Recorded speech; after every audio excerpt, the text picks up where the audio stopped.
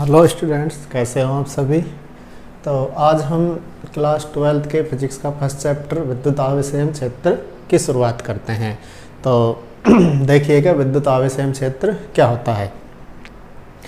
विद्युत आवेश और क्षेत्र को पढ़ने से पहले हम पढ़ेंगे स्थिर वैद्युत की।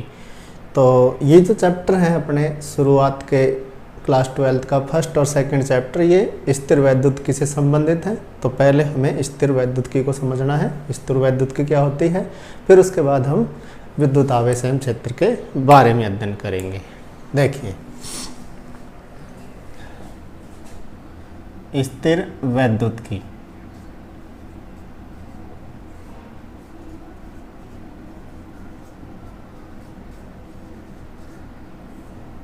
इसे इंग्लिश में बोलते हैं इलेक्ट्रोस्टैटिक्स।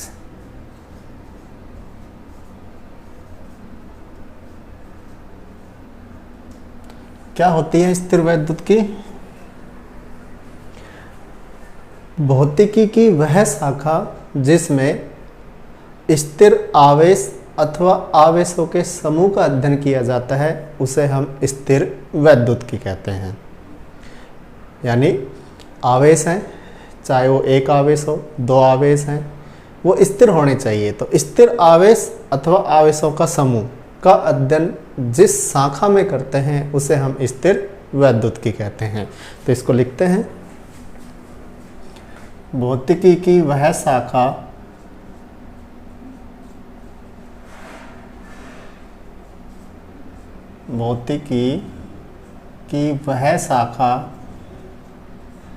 जिसमें स्थिर आवेश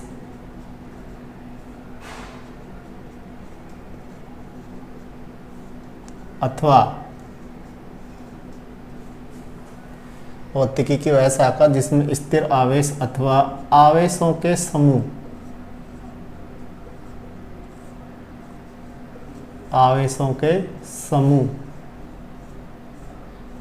का अध्ययन किया जाता है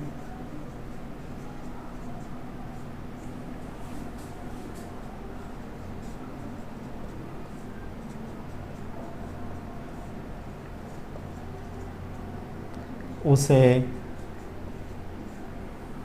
स्थिर वैद्युतिकी कहते हैं।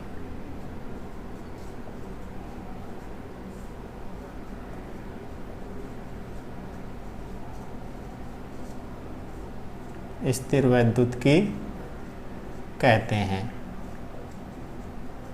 तो भौतिकी की वह शाखा जिसमें स्थिर आवेश एवं आवेशों के समूह का अध्ययन किया जाता है उसे हम क्या कहते हैं? स्थिर वैद्युतिकी। ठीक है, हम यहाँ फर्स्ट और सेकंड चैप्टर यानी कि अपने जो फिजिक्स है 12th क्लास की उसमें फर्स्ट और सेकंड चैप्टर जो है स्थिर आवेश से ही संबंधित हैं। तो दोनों में हम स्थिर वैद्युतिकी को पढ़ना है। अब देखिए स्थिर वैद्युतिकी के अनुप्रयोग।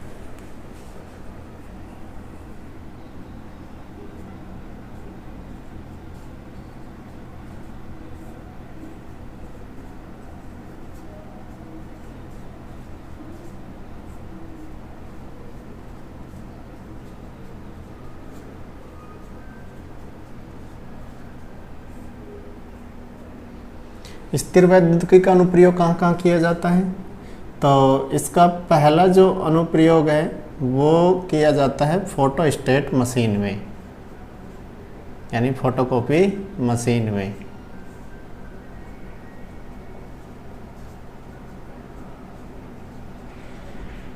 ठीक है, जो फोटोकॉपी मशीन होती है वो स्थिर वैद्युत आवेश वाले सिद्धांत यानी स्थिर वैद्युतिकी के सिद्धांतों पर कार्य करती है। दूसरा जो इसका उपयोग है वो हो जाता है कंप्यूटर प्रिंटर में, यानी कंप्यूटर का जो प्रिंटर होता है वो भी स्थिर वैद्युतिकी पर कार्य करता है। तीसरा जो इसका उपयोग है वो है भूकंप लेखी, यानी जो भूकंप को मापता है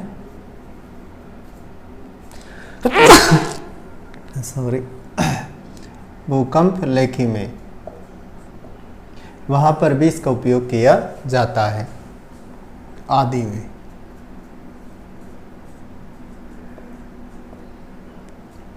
तो यहाँ पर स्थिर वैद्युतिकी का अनुप्रयोग होता है। अभी तक केवल हमने स्थिर वैद्युतिकी को देखा है कि भौतिकी की वह शाखा जिसमें स्थिर आवेश अथवा आवेशों के समूह का अध्ययन किया जाता है उसे हम स्थिर वैद्युतिकी कहते हैं। और इसका अनुप्रयोग क्या है, फोटोस्टेट मशीन में जीरोक्स फोटोकॉपी जो आप करवाते हो वहाँ पर स्थिर वैद्युतिकी का उपयोग होता है। कंप्यूटर प्रिंटर में, भूकंप लेखी में और भी कई उपकरण हैं जहाँ पर इसका उपयोग किया जाता है। अब हम अपन चलते हैं जो अपना पाठ का जो फर्स्ट टॉपिक है विद्युत आवेश।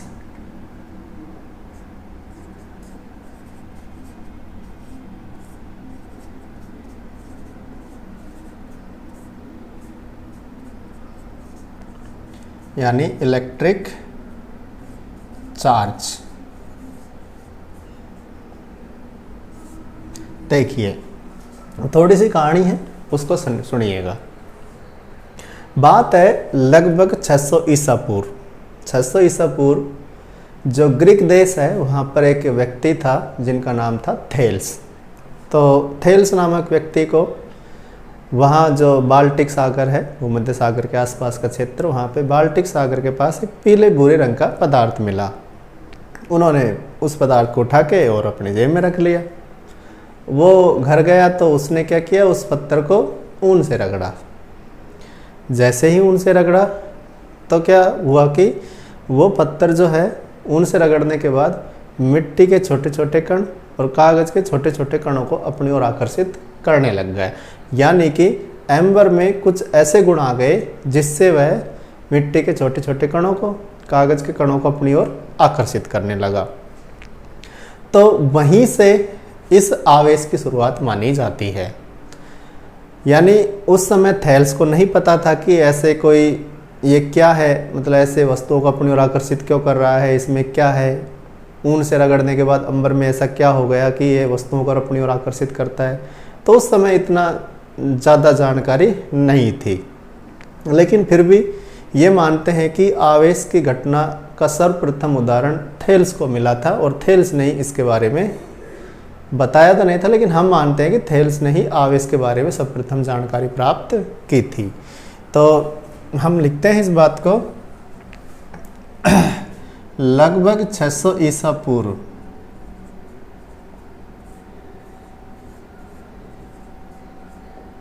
लगभग 600 ईसा पूर्व ग्रीक निवासी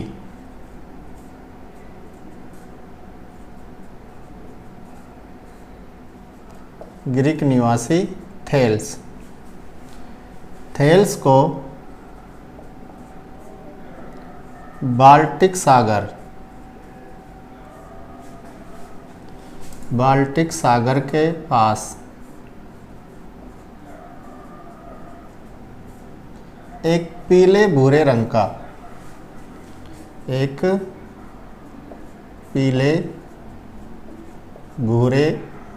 का पदार्थ प्राप्त हुआ,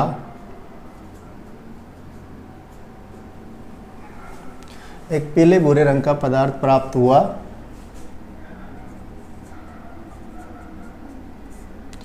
जिसे एम्बर, अब एम्बर को अंबर भी बोलते हैं, ठीक है। पीले भूरे रंग का पदार्थ प्राप्त हुआ जिसे एम्बर कहा गया, ठीक है। एम्बर को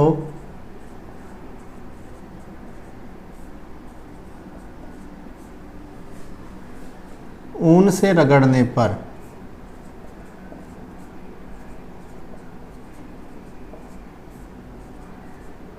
एम्बर को ऊन से रगड़ने पर इसमें कागज के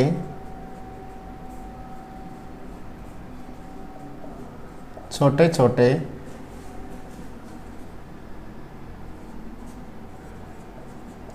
टुकड़ों और मिट्टी के कणों को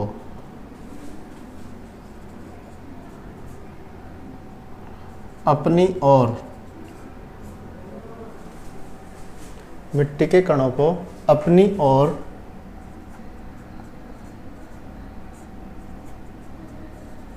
आकर्षित करने लगा।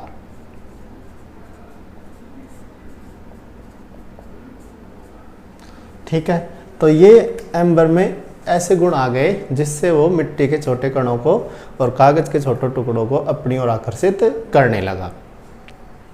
अब इसका सामान्य उदाहरण एक हम अपने दैनिक जीवन में भी देखते हैं। आप अपने सूखे बालों में, तेल नहीं लगा होना चाहिए, सूखे बाल हैं, सूखे बालों में बार बार कंघा घुमाइए और बार बार कंघा घुमाने के बाद उस कंघे को कागज के या मिट्टी के छोटे छोटे कणों के पास ले जाइए, तो देखते हैं कि कंघे के पास में वो मिट्टी के छोटे छोटे कण चिपक जाते हैं, यानी आकर्षित होते हैं। तो इस प्रकार जब किसी वस्तु में ऐसे गुण आ जाते हैं कि वो दूसरी वस्तु को अपनी ओर आकर्षित करने लगे, तो हम कहते हैं कि वस्तु आवेशित हो गई, चार्ज हो गई। ठीक है, तो इन वस्तुओं को चार्ज यानी आवेशित वस्तु कहा गया। ठीक इसी प्रकार सन 1600 की बात है। सन 1600 में एक दूसरे व्यक्ति हुए जिनका नाम है सर विलियम गिलबर्ट, और सर विलियम गिलबर्ट ने क्या ऐसे कई जोड़े बताए थे जो आवेशित हो जाती हैं, जिनको एक दूसरे से रगड़ा जाए तो वे आवेशित हो जाते हैं। जैसे कांच की छड़ को रेशम से रगड़ने पर कांच की छड़ आवेशित हो जाती है और रेशम भी आवेशित हो जाता है। दूसरा, एबोनाइट की छड़ को बिल्ली की खाल से रगड़ने पर ये आवेशित हो जाते हैं, और इसी प्रकार प्लास्टिक की छड़ को ऊन से रगड़ने पर ये भी आवेशित हो जाते हैं। तो ऐसे कुछ जोड़े सर विलियम गिलबर्ट ने बताए थे। ठीक है, देखिए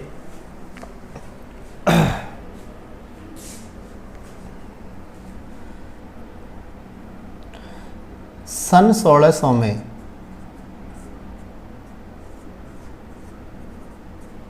सन 1600 ईस्वी में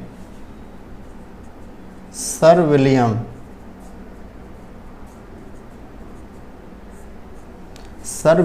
गिलबर्ट ने बताया कि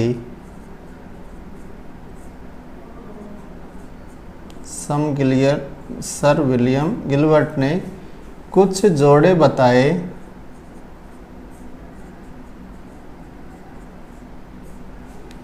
जो रगड़ने पर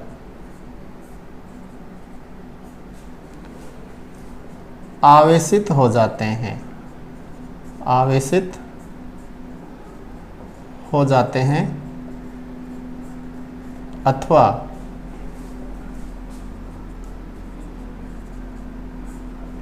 एम्बर की तरह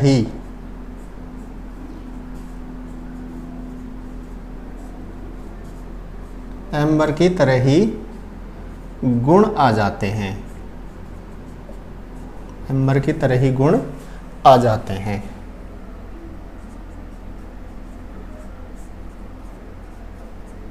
तो ऐसे कौन कौन से जोड़े थे, तो उन जोड़ों को हम लिखते हैं। तो सर विलियम गिलबर्ट ने जो जोड़े बताए थे उनमें पहला था कांच की छड़, और कांच की छड़ को इन्होंने रगड़ा था रेशम के कपड़े से। ठीक है, इसी प्रकार दूसरा एबोनाइट की छड़,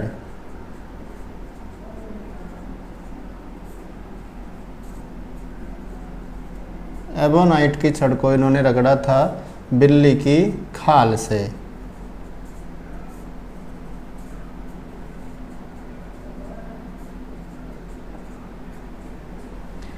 इसी प्रकार प्लास्टिक की छड़,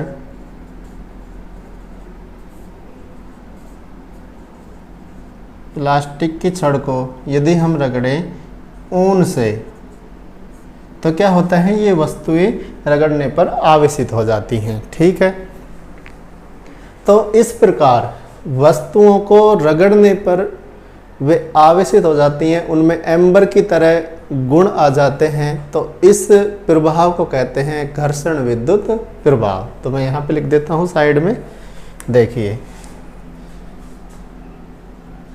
घर्षण विद्युत प्रभाव।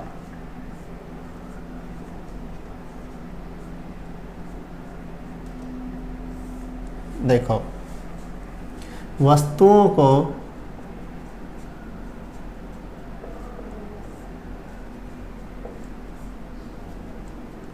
आपस में रगड़ने पर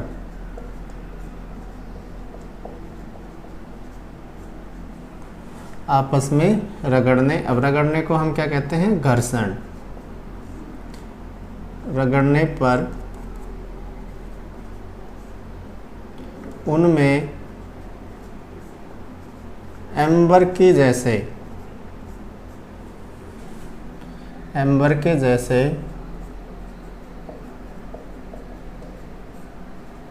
गुण आ जाते हैं,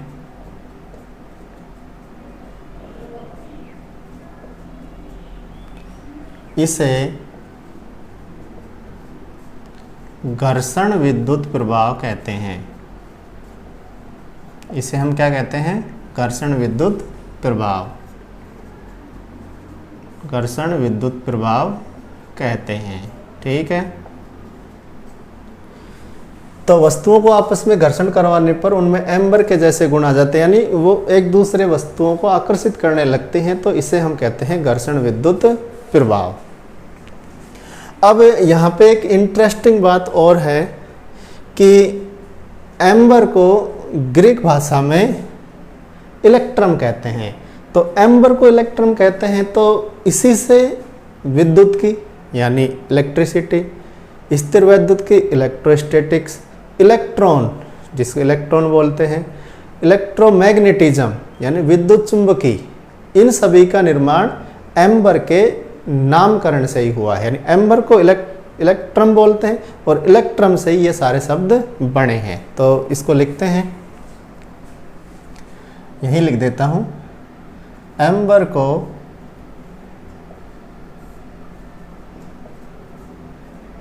ग्रीक भाषा में इलेक्ट्रम कहते हैं। अतः इससे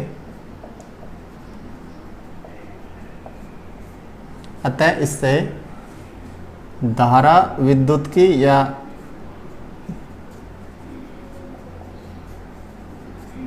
जिसे हम क्या बोलते हैं? इलेक्ट्रिक करंट, इलेक्ट्रिसिटी, धारा विद्युत की इलेक्ट्रिसिटी, इसके अलावा इलेक्ट्रॉन,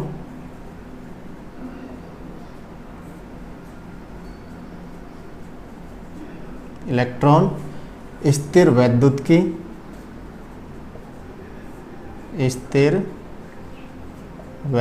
यानी इलेक्ट्रोस्टैटिक्स,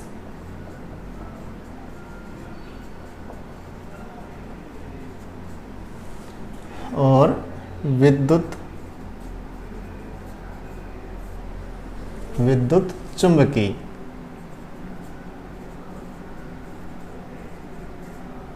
यानी इलेक्ट्रोमैग्नेटिज्म।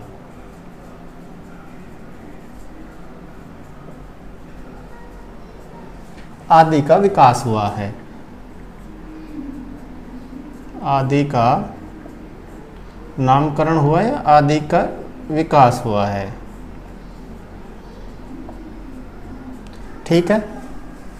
तो ये जो एम्बर है, इसको ग्रीक भाषा में इलेक्ट्रम बोलते हैं, और उसी इलेक्ट्रम के नाम के आधार पर इलेक्ट्रिसिटी, जिसे हम विद्युत की कहते हैं, इलेक्ट्रॉन, स्थिर विद्युत की इलेक्ट्रोस्टैटिक्स, विद्युत चुंबकीय इलेक्ट्रोमैग्नेटिज्म आदि का नामकरण हुआ है। ठीक है। अब हम थोड़ा सा आगे चलते हैं और अब हम देखते हैं विद्युत आवेश की परिभाषा। ठीक है। तो एक बार इसको मिटाते हैं।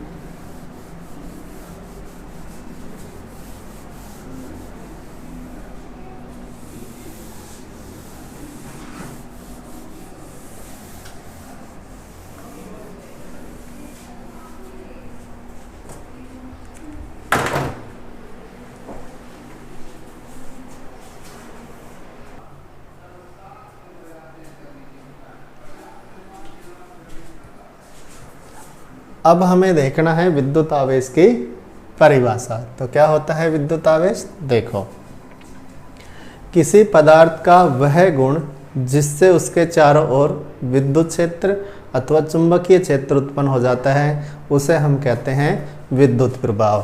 तो देखो, किसी वस्तु के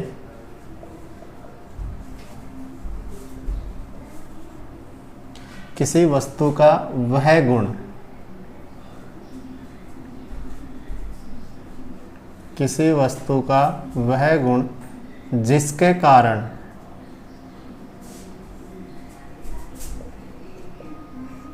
कारण उसके चारों ओर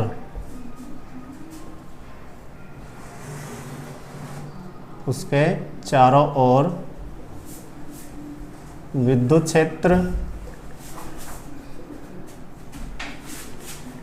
क्षेत्र अथवा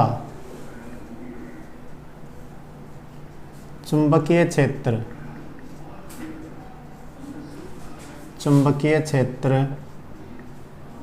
उत्पन्न हो जाए, चुंबकीय क्षेत्र उत्पन्न हो जाए,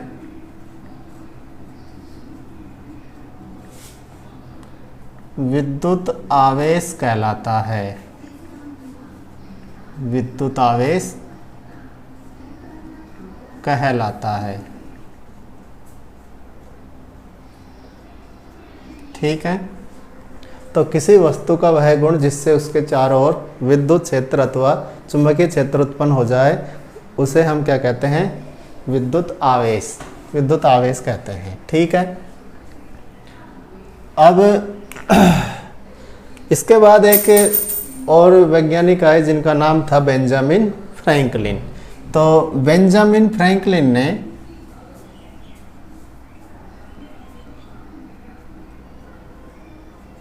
बेंजामिन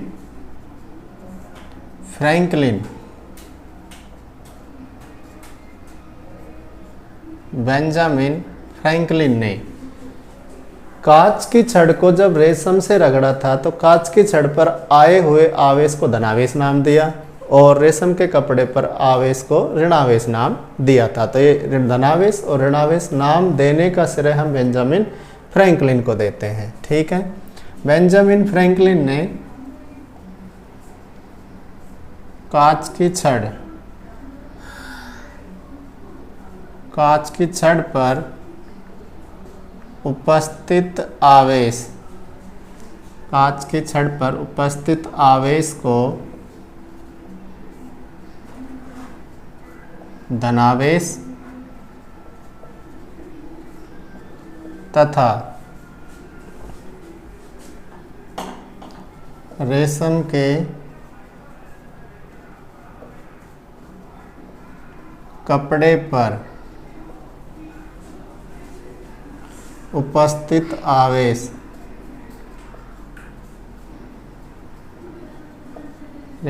कपड़े पर उपस्थित आवेश को ऋणावेश नाम दिया।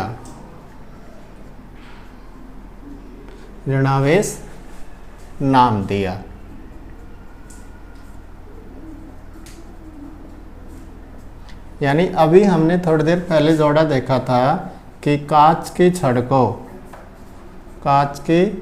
को यदि हम रेशम के कपड़े के साथ घर्षण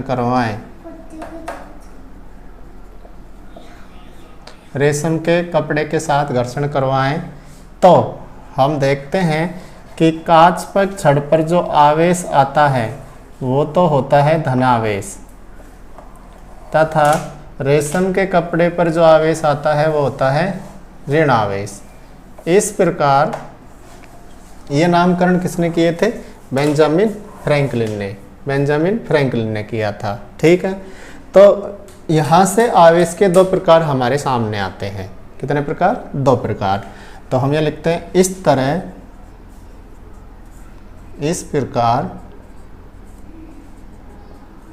आवेश दो प्रकार का होता है।